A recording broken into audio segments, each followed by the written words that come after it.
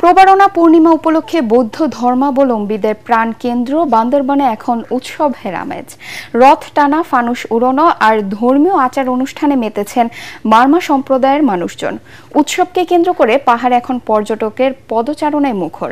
বান্দরবান থেকে মিনারুল হকের পাঠানো রিপোর্ট জানাচ্ছেন আশিকুর রহমান। আষাঢ়ী পূর্ণিমা থেকে আশ্বিনী পূর্ণিমা পর্যন্ত বৌদ্ধ ভিক্ষুকরা পালন করেন বর্ষাবাস।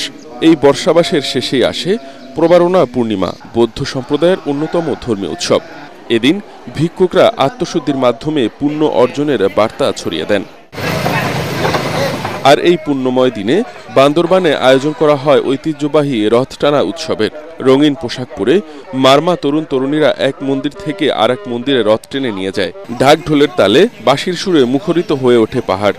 অন্যদিকে গৌতম বুদ্ধের প্রতি শ্রদ্ধা আর পুণ্যলাভের আশায় সাজানো হচ্ছে শত শত ফানুস। পূজা করার জন্য যে একটা আমরা এই যে ভেলা বানিয়ে রাখি, এটা হচ্ছে রাজহংসীর প্রতীকী নিয়ে।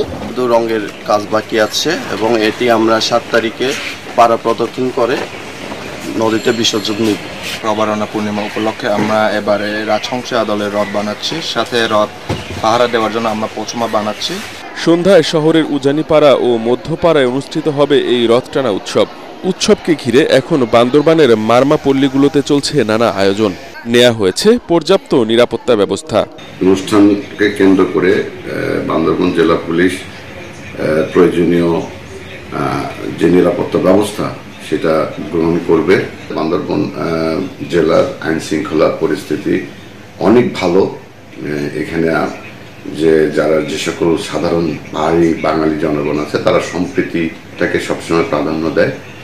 তো আশা করি এবারও শান্তিপূর্ণভাবে এই অনুষ্ঠানগুলো অনুষ্ঠিত হবে। মানুষে মানুষে মেলবন্ধনের এক ব্যতিক্রমী উৎসবে পরিণত হয়েছে প্রবারণা পূর্ণিমা।